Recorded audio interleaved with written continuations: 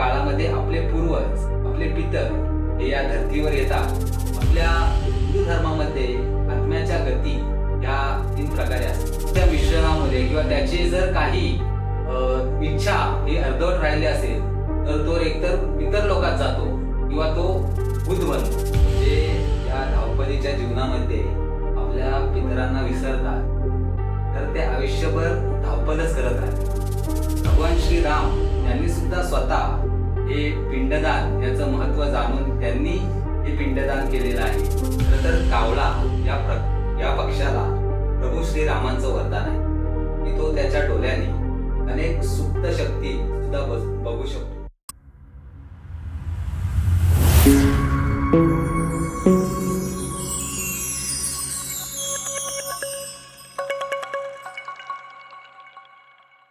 नमस्कार, मी अल्पेश ठाकूर तुम्हा सर्वांचे स्वागत करतो राम मंथन या युट्यूब चॅनल मध्ये। आज आपण इथे कुठल्या सणाबद्दल नाही तर आपल्या हिंदू धर्मातील एक परंपरा, एक प्रथा याबद्दल विचार मंथन करणार आहोत। आणि ती प्रथा, ती परंपरा म्हणजे पितृपक्ष। तर नेहमीप्रमाणेच आपल्यासोबत आज जोडले गेलेले आहेत श्री राजेशजी डाके। त्यांच्यासोबत आपण सुरुवात करूयात आजच्या या विचार मंथनाला। तर राजेशजी, पहिले आपण सुरुवात करूयात की पितृपक्ष म्हणजे नक्की काय आणि आपल्या हिंदू धर्मामध्ये या पितृपक्षाला एवढं महत्त्व का दिलेलं आहे? पितृपक्ष म्हणजे हा एक पंधरवडा आहे। पंधरवडा म्हणजे हा भाद्रपद महिन्याच्या पौर्णिमेपासून ते अश्विन महिन्याच्या अमावस्येपर्यंत जे 15 दिवस आहे हा काळ म्हणजे पितृपक्षाचा मानला जातो। तर या कालामध्ये एवढे महत्त्व का आहे तर या काळामध्ये आपल्या धार्मिक ग्रंथांमध्ये असं उल्लेख आहे की या काळामध्ये आपले पूर्वज, आपले पितर हे या धर्तीवर येतात आणि आपल्या वंशजांना ते आशीर्वाद देतात। तर या कालावधीमध्ये श्राद्ध, पिंडदान, दानधर्म, समाजसेवा अशा गोष्टी केल्यामुळे आपल्या पितरांना शांती मिळते आणि त्यांच्या आत्म्यांना मोक्ष मिळण्याचा मार्ग हा खुला होतो। तर राजेशजी, आता तुम्ही पितृपक्षाबद्दल आम्हाला जे सांगत होता तर तुम्ही पितरांचा उल्लेख केला। हे पितर म्हणजे नक्की कोण असतात? ते देवस्वरूप असतात का जे आपले पूर्वज जे मृत्यू पावले आहेत त्यांचा तो आत्मा असतो का आपण म्हणता येईल की ते भूत असतात? बघा, आपले नातलग, आपले पूर्वज हे ज्यावेळी मृत होतात तर त्याच्यानंतर आपल्या हिंदू धर्मामध्ये आत्म्याच्या गती या 3 प्रकारे असतात। पहिलं म्हणजे त्याने जर दान धर्म केला असेल किंवा महत्वाचं म्हणजे देवाचं चांगल्या प्रकारे भजन केलं असेल तर तो या जन्म मरणाच्या चक्रातून मुक्त होतो आणि तो भगवंताला प्राप्त होतो। ही सर्वात श्रेष्ठ गती झाली। त्याच्यानंतर त्याने जर काही पुण्यकर्म केले असतील, पुण्य पाप असा संमिश्रित झाला असेल तर त्यानुसार त्याला पुन्हा पुढचा जन्म भेटतो। तो कदाचित मनुष्याचा असू शकतो किंवा कोणत्या दुसऱ्या योनीमध्ये तो जाऊ शकतो। तर अशा प्रकारे त्याचा हा दुसरी गती म्हणजे पुनर्जन्म।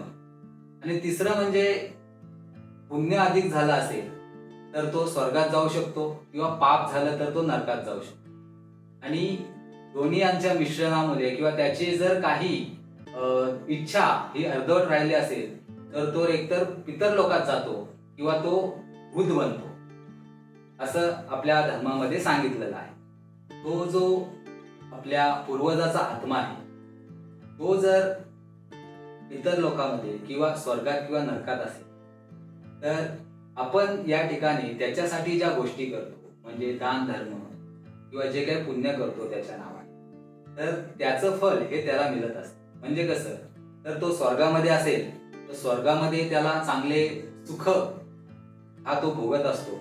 तर आपण अजून जर त्याच्यासाठी चांगल्या गोष्टी केल्या तर त्याला त्या सुखांमध्ये अजून त्याची वाढ होते आणि तो चांगल्या प्रकारे स्वर्गामध्ये राहतो। किंवा तो जर नरकात असेल तर त्या नरक यातनेतून मुक्तता होण्यासाठी त्याला मदत मिळते। तसेच पितर लोकांमध्ये त्याला आपण केलेल्या कर्माचे सुख तसेच दुःख हे भोगावे लागते। आपण चांगले कर्म केले तर त्याला पितर लोकांमध्ये सुख भोगायला मिळते आणि जर आपण वाईट कर्म केले तर त्या आपल्या पूर्वजाला त्या पितर लोकांमध्ये दुःख भोगायला लागते। त्याकरिता आपण नेहमी चांगली कर्म करत राहणे हे आपल्यासाठी तसेच आपल्या पूर्वजांच्या आत्म्याच्या शांतीसाठी हे खूप गरजेचं आहे। तर हे आपले जे पूर्वज आहेत त्यांची गती ही कुठंतरी थांबलेली आहे, ते अतृप्त आहेत, त्यांच्या काही इच्छा अर्धवट राहिलेल्या आहेत. तर हे असे आपले पूर्वज हे पितर म्हणून पितर योनीत जातात आणि हे या पंधरवड्यात या 15 दिवसांच्या कालावधीमध्ये हे पृथ्वीवर येतात आणि आपले वंशज आपल्यासाठी काय काय करत आहेत ते पाहतात आणि त्यानुसार त्याला आशीर्वाद देतात. तर आपले जे हे पितर आहेत त्यांचा आदर किंवा त्यांचं पूजन असेल तर तो कशा पद्धतीने केला गेला पाहिजे जेणेकरून त्यांना त्यांच्या आत्म्याला सद्गती प्राप्त होईल? आपल्या हिंदू धर्मामध्ये पितरांना प्रसन्न करण्यासाठी श्राद्ध, तर्पण, पिंडदान तसेच अन्नदान अशा विधी सांगितल्या जातात. त्यातलं श्राद्ध म्हणजे काय? श्राद्ध हे शब्द हा श्रद्धेपासून आलेला आहे, म्हणजे जे आपण श्रद्धेने करतो ते श्राद्ध. तर पितरांसाठी आपण ह्या ज्या गोष्टी करत आहोत त्या अतिशय श्रद्धेने कराव्यात आणि त्यांना त्या अर्पण कराव्यात. म्हणजे आपण ह्या ज्या गोष्टी करत आहोत, आपण अन्नदान करतो, जलदान करतो किंवा वस्त्रदान, ज्या समाज उपयोगी ज्या गोष्टी करतो, तर ह्या गोष्टींचे जे पुण्य आहे ते आपण त्या पितरांना अर्पण केलं पाहिजे. त्याच्यातून त्यांना सद्गती मिळण्यास मदत होते. तसेच या पंधरवड्यामध्ये असा पूजाविधी सांगितला जातो की आपले जे पूर्वज आहेत, आपले नातेवाईक आहेत, त्यांचा ज्या तिथीला मृत्यू झालेला आहे त्या तिथीला त्यांचे श्राद्ध करावे. जर एखाद्याचे माहीत नसेल का त्यांचं कोणत्या दिवशी मृत्यू झालेला आहे, तर शेवटी येणाऱ्या अमावस्येच्या दिवशी, सर्व पितृ अमावस्या म्हटलं जातं त्या अमावस्येला, त्या दिवशी त्या सर्वांचे श्राद्ध करण्याला महत्त्व दिलेलं आहे. आणि अशा प्रकारे पूजन करून आपण त्यांची आठवण करून या कालावधीमध्ये नाम जप करून सत्कर्म करून हे सर्व गोष्टी या त्यांना अर्पण केल्यामुळे त्यांच्या आत्म्याला सद्गती मिळण्यास मदत होते. महत्वाचं म्हणजे काय, तर या कालावधीमध्ये फक्त आपल्या त्या पूर्वजाच्या फोटोला हार घालणे किंवा त्याची आरती घेऊन पूजा करणे हे तर गरजेचं आहेच, परंतु फक्त याला महत्व न देता या कालावधीमध्ये अनेक समाजकार्य करणे, ज्याच्यातून समाजाला काहीतरी लाभ मिळत असेल, निसर्गाची सेवा करणे, अशा गोष्टी ज्याच्यातून पुण्य अर्जित होतो, चांगले कार्य घडतात, हे चांगले कार्य करून, हे पुण्य करून या सर्वाचे फल हे आपल्या त्या पूर्वजाला अर्पित करणे याला खूप महत्व आहे. आणि अशा प्रकारे या पितृ पंधरवड्यामध्ये आपल्या पूर्वजांच्या सद्गतीसाठी आपण प्रयत्न केले पाहिजे. आता जे तुम्ही दान धर्म पुण्यकर्म याबद्दल सांगत होता, तर मला आजपर्यंत वाटत होतं की हे पुण्यकर्म दान धर्म केल्यावर आपल्याच जीवनाचं सार्थक होतं की काय, पण हे पुण्यकर्म दान धर्म केल्यानंतर आपल्या पूर्वजांचं सुद्धा सार्थक होतं आणि त्यांचा सुद्धा उद्धार होतं. ही गोष्ट समाधानकारकच आहे. नक्कीच अल्पेश, तू म्हटल्याप्रमाणे आपल्या धर्मग्रंथांमध्ये एक नरकाचा उल्लेख केलेला आहे गरुड पुराणामध्ये. त्याचं नाव आहे पुन नामक नरक असं त्याला म्हणतात. या पुन नामक नरकामधून जो उद्धार करतो त्याला पुत्र म्हटलं जातं. म्हणजे या नरकातून, पुन नामक नरकातून तारणारा म्हणजे पुत्र. जर आपण या प्रकारे चांगले कर्म करून ते आपल्या पूर्वजांना अर्पित केले तरच खऱ्या अर्थाने आपण त्यांना तारणारे म्हणजे खऱ्या अर्थाने पुत्र म्हणवण्याच्या लायकीचे आहोत, असं आपल्या धर्मग्रंथात सांगितलेलं आहे. तर आजकालची जी नवीन पिढी आहे त्यांना ह्या प्रथा परंपरा असतील ह्या खोट्याच वाटतात, त्यांचा ह्याच्यावर विश्वास बसत नाही किंवा आजकालच्या या धावपळीच्या जीवनात स्वतःसाठी माणसाला वेळ नाही, तर हे श्राद्ध पितृपूजन कोणी करत नाही. तर हे पितृपूजन किंवा श्राद्ध न केल्याचे काही परिणाम आहेत काय? जे या धावपळीच्या जीवनामध्ये आपल्या पितरांना विसरतात तर ते आयुष्यभर धावपळच करत राहते. कारण की आपल्या धर्मग्रंथांमध्ये असं सांगितलेलं आहे की एक वेळ देव नाराज झाले तरी चालतील, कारण देव कधी नाराज होत नाही, परंतु पितर नाराज झाले तर त्याला देव सुद्धा वाचवू शकत नाही. पितर कोपणे ही खूप धोक्याची गोष्ट असते, कारण की पितर हे माणसातूनच जाऊन माणसांच्या आत्म्यांचे पितर झालेले असतात. त्यांच्यामुळे त्यांना राग, द्वेष, दुःख ह्या गोष्टी असतातच.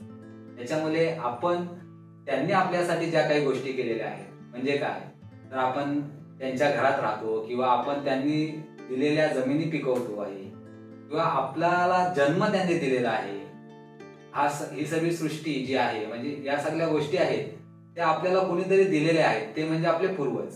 आणि आपल्याला त्यांनी ज्या दिलेल्या गोष्टी आहेत त्यांचा आपण आभार व्यक्त न करता आपण त्यांना विसरून जातो आहे.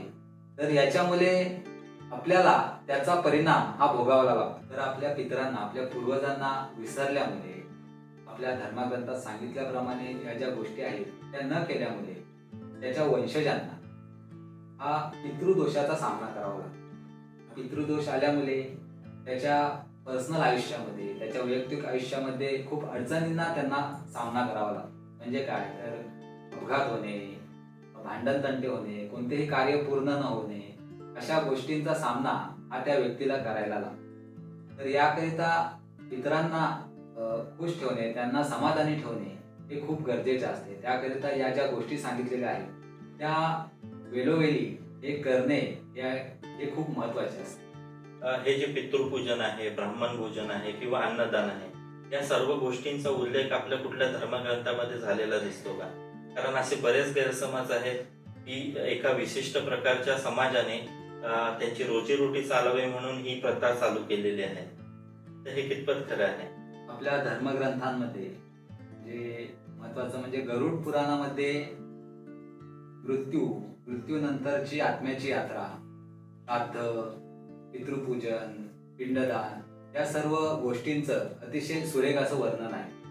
तसेच या पितृपक्षाचं, पूजनाचं वर्णन हे ऋग्वेदात आहे, तसेच भागवत पुराणात आहे, महाभारतामध्ये सभापर्वामध्ये याचं सुरेख वर्णन आहे. तसेच रामायणामध्ये ज्यावेळी भगवान श्रीराम, माता सीता व लक्ष्मण हे गया या ठिकाणी गेलेले होते, त्या ठिकाणी त्यांनी राजा दशरथ यांचं पिंडदान केल्याचं वर्णन हे रामायणामध्ये आहे.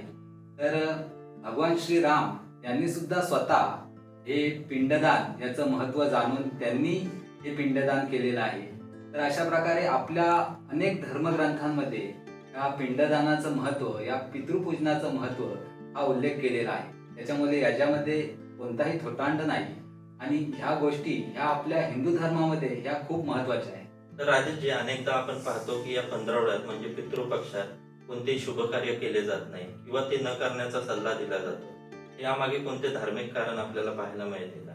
शुभ कार्य म्हणजे महत्वाचं म्हणजे विवाह किंवा गृहप्रवेश, पूजा किंवा कोणतेही व्यवसाय सुरू करणं, हे जे शुभ कार्य आपण करतो त्यावेळी आपल्याला देवतांना आपण आवाहन करतो. त्यावेळी आपण वातावरणामध्ये चैतन्य, वातावरणामध्ये सात्विकता असणे खूप गरजेचं असते. त्या सात्विकतेमध्ये आपण देवतांना आवाहन करतो. आणि या पंधरवड्यामध्ये ज्यावेळी हे आपले पितर हे आपल्याला भेटण्यासाठी येतात, तर त्यावेळी या सात्विक वातावरणामध्ये त्यांना वावरणे हे खूप अडचणीचे होते. आपण ज्यावेळी देवतांना आवाहन करतो त्या ठिकाणी पितर हे राहू शकत नाही, कारण ते मृत आत्मे असतात. तर या 15 दिवसांमध्ये फक्त पितरांना या पृथ्वीवर व्यवस्थितपणे वावरता यावे याकरिता आपण कोणतेही सात्विक कार्य न करता, म्हणजे देवतांना आवाहन न करता आपण फक्त पितरांचे पूजन करतो. त्यामुळे हे 15 दिवस हे कोणतेही शुभ कार्य करू नये असं आपल्याला सांगितलं जातं. तर आता आपण सांगितलं की या पंधरवड्यात म्हणजे पितृपक्षात कोणतेही शुभ कार्य का होत नाही, यामागचं धार्मिक कारण तुम्ही आम्हाला सांगितलं. पण आपण प्रत्येक वेळी कुठल्या तरी गोष्टी मागचं धार्मिक कारण तसंच वैज्ञानिक कारण सुद्धा आपल्या प्रेक्षकांना सांगत असतो.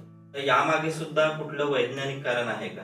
पितृपक्ष हा काळ भाद्रपद महिन्याच्या शेवटी येत असतो. तर या कालामध्ये पावसाळा हा जाऊन थोड्या प्रमाणात हिवाळ्याला सुरुवात होत असते. त्यामुळे वातावरणामध्ये खूप मोठ्या प्रमाणात बदल या काळामध्ये आपल्याला दिसतात. त्यामुळे आजारपणाची शक्यता ही वाढते. हे आजारपण जास्त प्रमाणात होऊ नये याकरिता मोठे कार्य करण्यास या काळात बंदी घातली जाते. तसेच या काळामध्ये आर्द्रता ही वातावरणात असते, वातावरणात ओलसरपणा असतो. त्यामुळे धान्य भरणे यासाठी सुद्धा बंदी घातली जाते. तसेच पितृपक्षामध्ये आपल्याला सांगितलं जातं की तुम्ही सात्विक राहा, तुम्ही स्वच्छ राहा. याला कारण म्हणजे या अस्वच्छ वातावरणामुळे, ओलसरपणामुळे आपण आजारी पडू नये त्याकरिता आपण या दिवसांमध्ये स्वच्छ राहण्याचे महत्त्व हे आपल्या ऋषीमुनींनी सांगितलेले आहे. याच्यामुळे म्हणजे धार्मिक कारणामुळे तसेच ह्या बदलत्या वातावरणाचा संदर्भ घेऊन आपल्या ऋषीमुनींनी हा पंधरवडा आणि त्याच्यामध्ये असलेल्या विधी या आपल्याला सांगितलेल्या आहे. आता सगळ्यात महत्वाचा प्रश्न असा की श्राद्ध असो किंवा पितृपक्ष यात कावळ्याला जेवण घालण्याची प्रथा आहे. मग आपले पूर्वज हे कावळ्याच्या रूपाने येतात का? आणि ह्या सगळ्या विधींमध्ये कावळ्यालाच इतकं महत्व का आहे? या श्राद्धाच्या वेळी किंवा पितृपक्षामध्ये कावळे हे अन्न खाण्यासाठी येतात. तर अनेक जण म्हणतात की तो आत्मा किंवा आपले पूर्वज हे कावल्याच्या रूपात येतात. तर असं नाहीये. खरं तर कावळा या पक्षाला प्रभू श्रीरामांचं वरदान आहे की तो त्याच्या डोळ्याने अनेक सुप्त शक्ती सुद्धा बघू शकतो, त्या आपण सामान्य व्यक्ती बघू शकत नाही किंवा इतर प्राणी पाहू शकत नाही. तो कावळा हा त्याच्या डोळ्यांनी पाहतो. त्याच्यामुळे त्याला तिथं उपस्थित असलेल्या ज्या आत्मा आहेत किंवा आपल्या पितर आहेत ते त्याला दिसत असतात.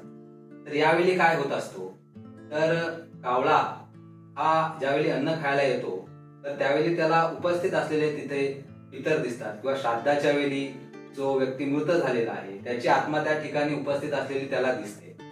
तर श्राद्धाच्या वेळी तो आत्मा किंवा तो व्यक्ती जर त्याची कोणती इच्छा नसेल, तो तृप्त झालेला असेल तर तो कावल्याला आदेश करतो की तो अन्न ग्रहण कर. किंवा ज्यावेळी आपण पितरांना अन्न ठेवतो त्यावेळी आपले पितर हे आनंदित असतील तर ते त्याला आदेश करतात की ते अन्न ग्रहण कर. त्यांना जर ते दुखी असतील तर ते त्या अन्नाला म्हणजे कावल्याला अन्न खाऊ देत नाही. याच्यामुळे कावळा हे त्या पितरांना पाहू शकतो किंवा मृत आत्म्यांना पाहू शकतो. याच्यासाठी कावल्याला हे खूप महत्व दिले जाते. हे झालं धार्मिक कारण, या गोष्टी आपल्या धर्मामध्ये सांगितल्या. परंतु याच्यामध्ये वैज्ञानिक कारण सुद्धा खूप मोठं आहे. आपल्याला माहीतच असेल, कावला हा आपल्या पर्यावरणातील एक स्वच्छता दूत म्हणून ओळखला जातो. कारण का, तो कावळा ह्या सगळ्या गोष्टी खातो. म्हणजे मृत प्राणी सुद्धा खातो, कचरा सुद्धा खातो. म्हणजे कावळा हा आपल्या परिसराला स्वच्छ ठेवण्याचे काम करत असतो. तर हा स्वच्छता, आपल्या पर्यावरणाची स्वच्छता करणारा पक्षी. तसेच या पर्यावरणाला सुद्धा त्याची खूप मोठी गरज असते. आपल्याला माहीतच असेल की कावळ्याच्या विष्ठेपासूनच आपल्या पर्यावरणात महत्वाची असलेली पिंपळ, वड किंवा उंबर ही जी झाडे आहेत, ही कावळ्याच्या विष्ठेपासून चांगल्या प्रमाणात त्यांची वाढ होते किंवा त्या विष्ठेपासूनच ते निर्माण होतात. म्हणजे कावळा ज्यावेळी त्या झाडांची फळे खातो तर त्याच्या शरीरातील हीटने ती अंकुरित पावतात आणि त्याच्या विष्ठेतून त्या झाडांना ती झाडं उगवतात. तर अशी महत्वाची झाडे त्याच्यापासून निर्माण होतात. असा पक्षी हा आपल्या पर्यावरणासाठी सुद्धा खूप महत्वाचा आहे. कावळ्याचा प्रजनन काल हा मे महिन्यापासून ते सप्टेंबर महिन्यापर्यंत असतो. या काळामध्ये त्याला पिल्लं झालेली असतात आणि त्या पिल्लांना अन्न शोधण्यासाठी कावळा हा भटकत असतो. तर त्याला आपल्या इथेच आसपास अन्न मिळावे, कारण कावळा हा मानवी वस्तीच्या आसपास राहणारा पक्षी आहे. तर त्याला चांगल्या प्रकारचे अन्न मिळावे, त्याच्या पिल्लांचे पोषण व्हावे, याकरिता आपल्या पूर्वजांनी ही प्रथा निर्माण केलेली आहे की आपण ज्यावेळी आपण पितरांचे पूजन करतो त्यावेळी त्यांच्या नावाने एक ताट, म्हणजे आपल्याकडे एक सूप भरून अन्न हे आपल्या छतावर, आपल्या कौलावर ठेवलं जातं आणि कावळा येऊन ते अन्न ग्रहण करतो. अशा आपल्या गावातील प्रत्येक छतावर तो अन्न ठेवला जातो आणि ते कावळे येऊन ते अन्न ग्रहण करतात आणि आपल्या पिल्लांना सुद्धा ते अन्न देतात. त्याच्यामुळे कावळ्यांच्या संख्येमध्ये वाढ होण्यास, त्यांना त्यांचे पोषण होण्यास मदत मिळते. तर पर्यावरणाचा पूर्णपणे विचार करून आपल्या पूर्वजांनी ही प्रथा सुरू केलेली आहे आणि याचमुळे कावल्याला हे आपल्या धर्मामध्ये हे खूप महत्व दिले जाते. पितृपक्षाबद्दलची खूप चांगल्या प्रकारची माहिती तुम्ही आमच्या प्रेक्षकांपर्यंत पोहोचवली. अनेक अशा गोष्टी होत्या ज्या पितृपक्षाबद्दल आम्हाला माहिती नव्हत्या, त्याची माहिती तुम्ही आम्हाला दिली, त्याबद्दल मी मनापासून तुमचे आभार मानतो. राजेशजी, अजून काही तुम्हाला आमच्या प्रेक्षकांना सांगायचं असेल तर तुम्ही सांगू शकता. नक्कीच अल्पेश, मी एवढं सांगू इच्छितो की आपल्याला त्यांनी जन्म दिला, त्यांच्या घरात आपण राहतो, त्यांच्या जमिनीवर आपण धान्य पिकवतो आणि ज्यांनी आपल्याला ह्या सगळ्या सुखसुविधा उपलब्ध करून दिलेल्या आहेत ते म्हणजे आपले पूर्वज. ते नसते तर आपण नसतो. आणि त्यांचा आभार व्यक्त करण्याचा हा जो काळ आहे तो आपण विसरला नाही पाहिजे. या काळामध्ये आपल्याला फक्त हा एवढा 15 दिवसाचा काळ आहे ज्यामध्ये आपण त्यांचे आभार व्यक्त करू शकतो, त्यांच्याबद्दल आपली कृतज्ञता व्यक्त करू शकतो. तर या गोष्टी जाण आपण ठेवून त्यांच्याबद्दल थोडासा वेळ हा आपण आपल्या व्यस्त जीवनात दिला पाहिजे. आणि याच्या बदल्यात ते आपल्याला आशीर्वाद देतात, आपली भरभराटी होते त्यांच्या आशीर्वादाने. या गोष्टी ते आपल्याला देत असतात. आणि आपल्या धर्मग्रंथामध्ये सांगितलेलं आहे की देव कोपला तरी चालेल पण पितरांना कोपू देऊ नका. याची जाणीव ही आपण प्रत्येकाने ठेवली गेली पाहिजे. कारण याच कारणामुळे आपला हिंदू धर्म हा म्हणजे अडचणीत आलेला आहे. कारण की आपण या महत्वाच्या गोष्टी या आपण विसरत चाललेलो आहोत. पितरांची सेवा करणे, पितरांचे पूजन करणे, त्यांचे आभार व्यक्त करणे ही खूप मोठी गोष्ट आहे आणि ही न विसरता ही केलीच पाहिजे. तर त्यांची पूजन करणे म्हणजे काय, तर एक प्रकारे आपण समाजकार्यच करतोय ना, वेगळं काय करतोय. आपल्या ऋषीमुनींनी समाजकार्य करण्यासाठीच प्रेरणा आपल्याला यातून दिलेली आहे. ज्यावेळी आपण त्यांचे पूजन करतो, त्यांच्यासाठी अन्नदान करतो, वस्त्रदान करतो, पाणी दान करतो, जलदान करतो, तर याच्यातून समाजाची सेवा ही आपल्या हातून आपोआप घडत असते. जर आपल्या कोणाला या गोष्टी करायला जमत नसेल, म्हणजे पूजन करायला जमत नसेल किंवा दान करायला जमत नसेल, वेळ भेटत नसेल किंवा त्याच्याकडे तेवढी आर्थिक कुवत नसेल, तर त्या व्यक्तीने काय करावं, तर त्या व्यक्तीने आपल्या आवडत्या देवाचं नाम जप करावं आणि ते जप केलेलं नाम हे आपल्या पितरांना अर्पण करावं. त्याच्यामुळे सुद्धा आपल्या पितरांची ही सद्गती होण्यास खूप मदत मिळते. त्याच्यामुळे आपल्याकडून ज्या ज्या काही गोष्टी ह्या आपल्याकडून करता येत असतील, म्हणजे मुंग्यांना साखर टाकणे, गाईला चपाती देणे किंवा कावल्याला अन्न देणे, पक्ष्यांना अन्न देणे, जलदान करणे, एखाद्याची मदत करणे, एखाद्याच्या औषधांचा खर्च उचलणे, ह्या ज्या सामाजिक गोष्टी आहेत, त्या समाजसेवेच्या गोष्टी आहेत, त्या आपल्याकडनं जेवढ्या आपल्या कुवतीने करता येतील तेवढ्या कराव्या. आणि ह्या गोष्टींमधून आपल्या पितरांचा म्हणजे आपल्या पूर्वजांचा मृत्यूनंतरचा मार्ग हा सुखकर होण्यासाठी ह्या गोष्टी आपल्याला नक्कीच केल्या आहेत. आणि प्रत्येक हिंदूंनी आपण जे काही सण आपण जे साजरा करतोय ते आपल्या ऋषीमुनींनी, आपल्या पूर्वजांनी जे आपल्याला सांगितलेले आहेत याच्यामध्ये आपलाच भला होणार आहे याचा विचार करावा. कोणताही याच्यामध्ये थोटांड नसून याच्यामध्ये वैज्ञानिक कारण तर आहेच, परंतु माझ्या मते तर धार्मिक कारण म्हणून आपल्या धर्मामध्ये सगळ्या गोष्टी हे आपल्या उन्नतीसाठी सांगितलेल्या गेल्या आहेत. त्याच्यामुळे या गोष्टी कराव्यात. त्या थोड्याशा दिवसांनी जर तुमच्या आयुष्यामध्ये बदल घडणार असतील, या थोड्याशा कृतीने तुमच्या आयुष्यामध्ये बदल घडणार असेल तर त्या करायला काय हरकत आहे. त्याच्यामुळे पितृपक्ष हा खूप महत्वाचा काल आहे आणि याच्यामध्ये आपल्या पूर्वजांचे आभार हे आपण व्यक्त केले पाहिजे, त्यांचे पूजन केले पाहिजेत अशी मी सर्वांना विनंती करतो. जय श्रीराम.